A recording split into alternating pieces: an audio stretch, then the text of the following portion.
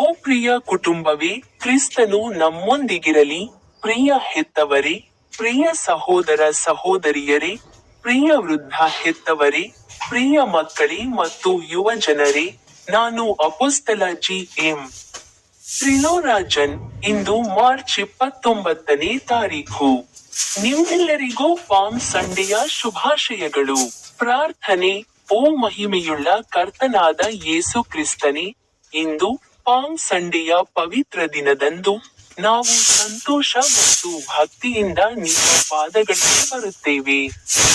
ನೀವು ನಮ್ರತೆಯಿಂದ ಕತ್ತಿಯ ಮೇಲೆ ಸವಾರಿ ಮಾಡುತ್ತಾ ಜೆರುಸಲೇಮನ್ನು ಪ್ರವೇಶಿಸಿದಂತೆ ಜನರು ತಾಳೆ ಕೊಂಬೆಗಳನ್ನು ಹರಡಿ, ಹೊಸನ್ನ ಕರ್ತನ ಹೆಸರಿನಲ್ಲಿ ಬರುವವನು ಧನ್ಯನು ಎಂದು ಕೂಗಿದರು.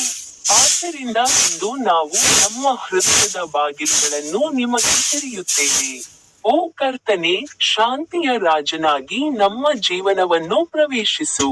ಅಶಾಂತಿ ಇರುವಲ್ಲಿ ಶಾಂತಿಯನ್ನು ನೀಡು, ದುಃಖ ಇರುವಲ್ಲಿ ಸಾಂತ್ವನ ನೀಡು, ಪಾಪ ಇರುವಲ್ಲಿ ಕ್ಷಮೆ ಮತ್ತು ಹೊಸ ಜೀವನವನ್ನು ನೀಡು. ನೀವು ತೋರಿಸಿದ ಅದೇ ನಮ್ರತೆಯನ್ನು ನಮಗೆ ಕಲಿಸು. ನಮಗೆ ಸೇವಾ ಹೃದಯವನ್ನು ನೀಡಿ, ಆದ್ದರಿಂದ ನಾವು ಇತರರಿಗೆ ಪ್ರೀತಿ ಮತ್ತು ಕರುಣೆಯ ಸಾಧನಗಳಾಗಬಹುದು. ಈ ಪವಿತ್ರ ವಾರ, ನಿಮ್ಮ ಉತ್ಸಾಹ, ನಿಮ್ಮ ಶಿಲುಬೆ ಮತ್ತು ನಿಮ್ಮ ಪುನರುತ್ಥಾನದ ರಹಸ್ಯವನ್ನು ಆಳವಾಗಿ ಅರ್ಥಮಾಡಿಕೊಳ್ಳಲು ನಮಗೆ ಅನುಗ್ರಹವನ್ನು ನೀಡಿ. ನಿಮ್ಮ ಅನುಗ್ರಹ ಮತ್ತು ಆಶೀರ್ವಾದದಿಂದ ನಮ್ಮ ಕುಟುಂಬಗಳು, ಚರ್ಚ್ ಮತ್ತು ಸಮಾಜವನ್ನು ತುಂಬಿಸಿ. ನಮ್ಮ ಮನೆಗಳಲ್ಲಿ ಶಾಂತಿ ಇರಲಿ, ನಮ್ಮ ಹೃದಯಗಳಲ್ಲಿ ನಂಬಿಕೆ ಇರಲಿ, ಮತ್ತು ನಮ್ಮ ಧ್ವನಿಯಲ್ಲಿ ನಿಮ್ಮ ಸ್ತುತಿ ಇರಲಿ. ಹೊಸನ್ನ. ಕರ್ತನೇ, ನಮ್ಮನ್ನು ರಕ್ಷಿಸು ಮತ್ತು ನಮಗೆ ಮಾರ್ಗದರ್ಶನ ನೀಡು. ನಿಮ್ಮ ಪವಿತ್ರ ಹೆಸರಿನಲ್ಲಿ ನಾವು ಇದನ್ನು ಪ್ರಾರ್ಥಿಸುತ್ತೇವೆ. ಆಮೆನ್. ಮೊದಲ ಬೈಬಲ್ ಪದ್ಯವನ್ನು ಹೇಳಿ. ಸೇಂಟ್ ಜಾನ್ನ ಪವಿತ್ರ ಸುವಾರ್ತೆ, ಅಧ್ಯಾಯ 12, ಪದ್ಯ 13.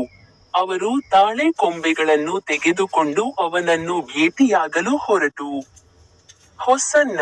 ಕರ್ತನ ಹೆಸರಿನಲ್ಲಿ ಬರುವ ಇಸ್ರೇಲ್ನ ರಾಜನು ಧನ್ಯನು ಎಂದು ಕೂಗುತ್ತಾ ಹೋದರು.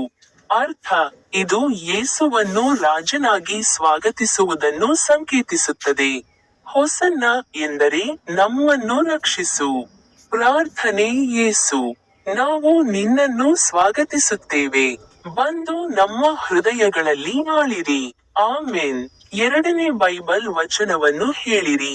ಸೇಂಟ್ ಮತ್ತಾಯನ ಸುವಾರ್ತೆ, ಅಧ್ಯಾಯ 21, ವಚನ 9.